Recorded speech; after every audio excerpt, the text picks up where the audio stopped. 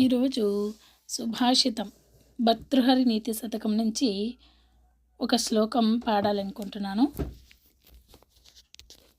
కేయూరాణి నభూషయంతి పురుషం హారాన చంద్రోజ్వలా న స్నానన్న విలేపనన్న కుసుమం నాలంకృత మూర్ధజాః వాణ్యేకా సమలంకరోతి పురుషై యా సంస్కృతా ధార్యతే క్షీయంతేఖిలభూషణాని సతతం వాగ్భూషణం భూషణం.